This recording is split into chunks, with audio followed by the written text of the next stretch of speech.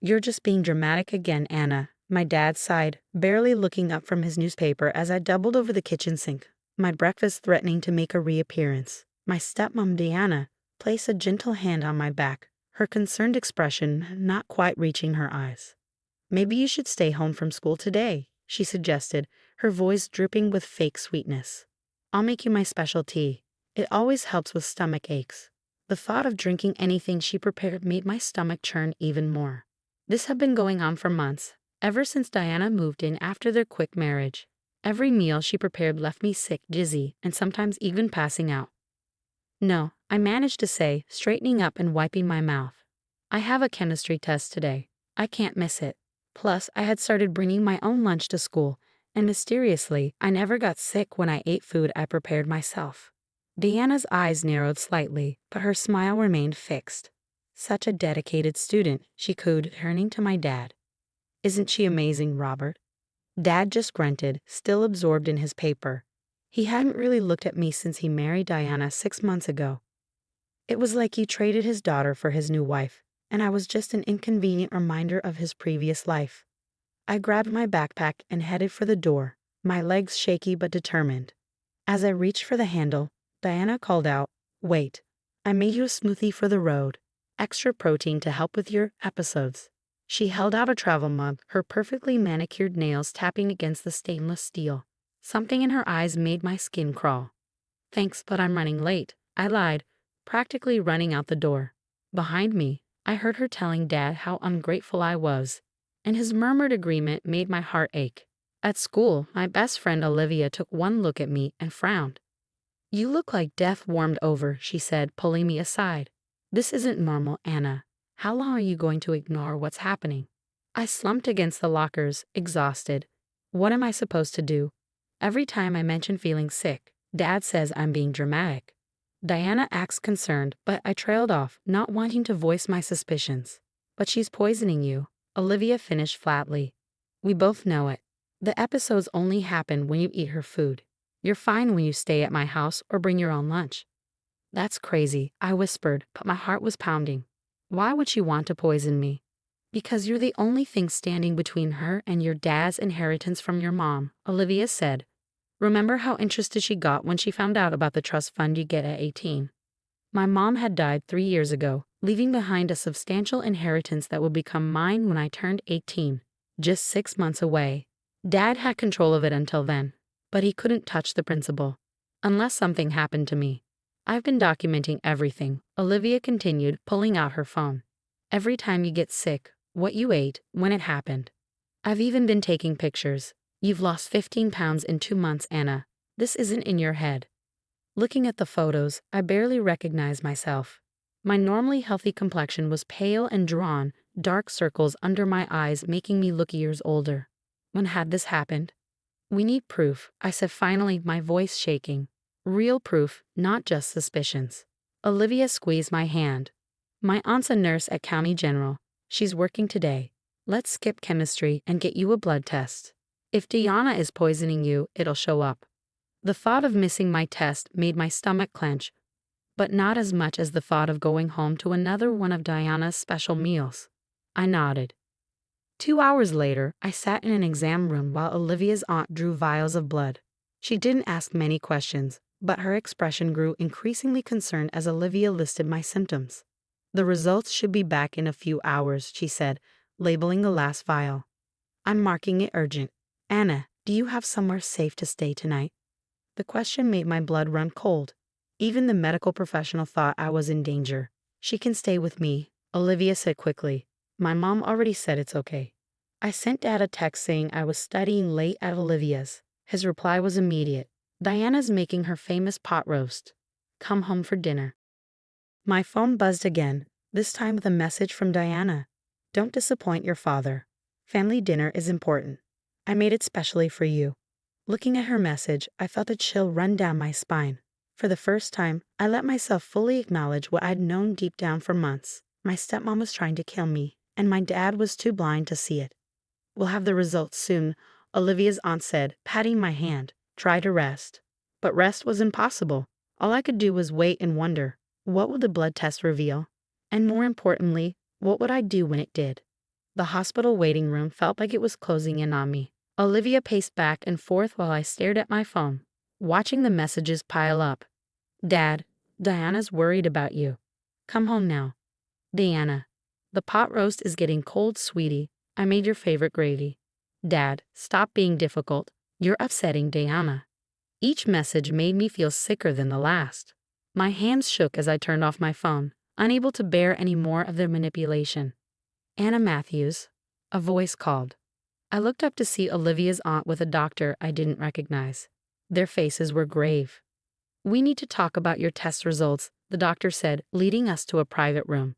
I'm Dr. Martinez, head of toxicology. What we found in your blood work is disturbing. He pulled up some charts on his computer screen. Your blood shows elevated levels of thallium, a highly toxic heavy metal. It's often called the poisoner's poison because it's colorless, odorless, and the symptoms can mimic other illnesses. My heart stopped. Thallium. Yes. It's commonly found in rat poison, but it's strictly controlled. Someone would have to deliberately obtain it and administer it regularly to cause these levels. Dr. Martinez leaned forward. Anna, is there someone who might want to harm you? Before I could answer, the door burst open. A police detective walked in, followed by 2 uniformed officers. I'm Detective Sarah Torres, she said, showing her badge. The hospital called us when they saw your results. We need to ask you some questions. The next hour was a blur. I told them everything. The mysterious illnesses that started when Diana moved in, how I only got sick from her food, the trust fund I'd inherit in 6 months. Detective Torres recorded everything while her partner took notes. We've seen this before, Detective Torres said grimly. The gradual poisoning, the gaslighting, the inheritance motive. Your father's new wife fits the profile perfectly. But my dad, I started, tears finally spilling. He wouldn't let her. Your father might be a victim of manipulation himself, she said gently, or he might be involved. We'll need to investigate both possibilities. Suddenly, my phone rang. Dad again. Detective Torres nodded. Answer it. Put it on speaker. Anna, where are you? Dad's voice was angry. Diana's been cooking all day, and you're being incredibly rude. I'm at the hospital, Dad, I said, my voice shaking. Getting blood tests. For heaven's sake, not this attention-seeking behavior again. Diana was right, you're just jealous of her. Come home now, or what, Dad? I interrupted, finding strength in my anger. Or you'll let her poison me again. Silence. Then Diana's voice in the background. Robert, she's being ridiculous. You know I'd never. We have the blood tests, I continued. They found thallium. The police are here. The phone clattered on their end. I heard Diana's muffled voice. They can't prove anything. Robert, tell them. Detective Torres took the phone. Mr. Matthews, this is Detective Torres from Metro PD. Stay where you are. Officers are on their way to your location. She hung up and turned to me. You'll need to stay in the hospital overnight for treatment and monitoring. We'll have officers posted outside your door. What's going to happen now? I asked, feeling overwhelmed. We'll search your house, she explained. If we find thallium, Diana will be arrested. We'll need to determine your father's level of involvement. Olivia, who had been quietly supportive throughout everything, finally spoke up. She can stay with us after she's released. My mom already said so. Detective Torres nodded approvingly. That's good. You'll need a safe place. An hour later, my phone buzzed with a text from our neighbor. Police cars at your house. Diana tried to run. They caught her at the end of the street. I should have felt relieved, but all I felt was tired. Tired of being sick, tired of not being believed, tired of having to fight for my life in my own home.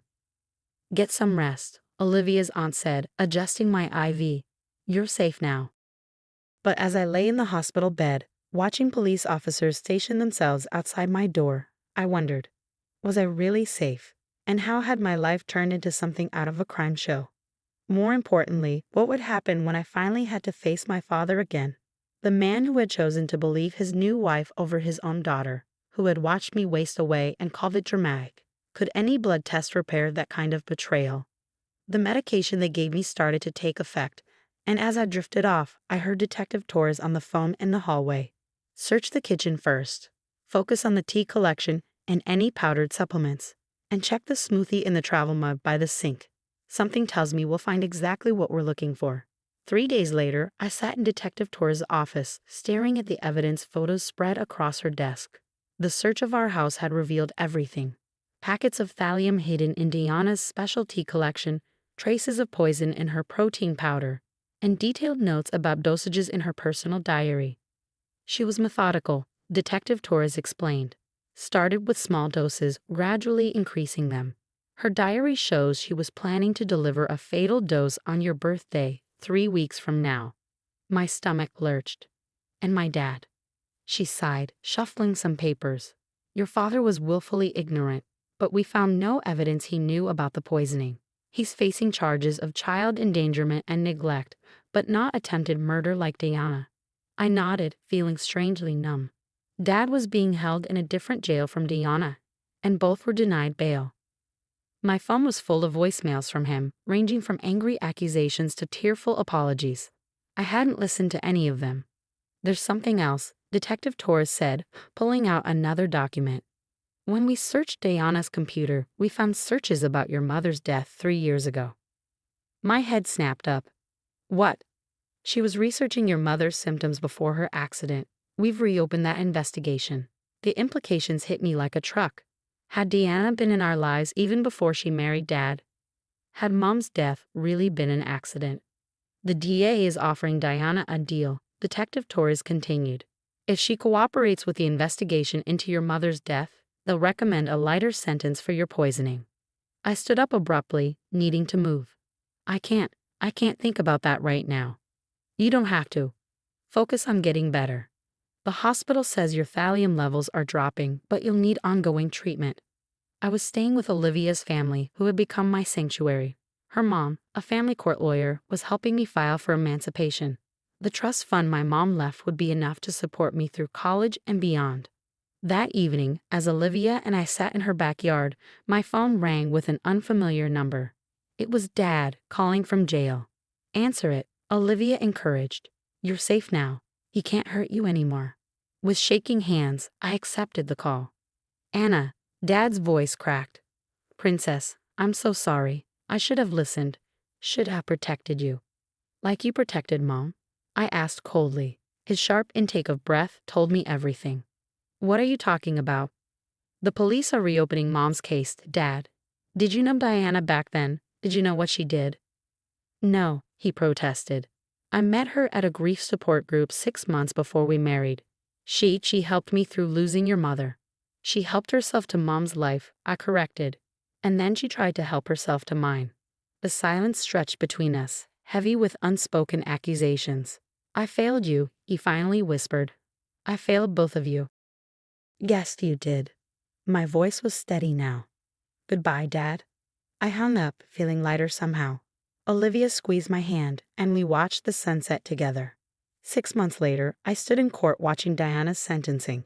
She had taken the DA's deal, confessing to everything, including her role in my mother's death. She had been stalking our family for years, positioning herself to replace Mom and eventually me.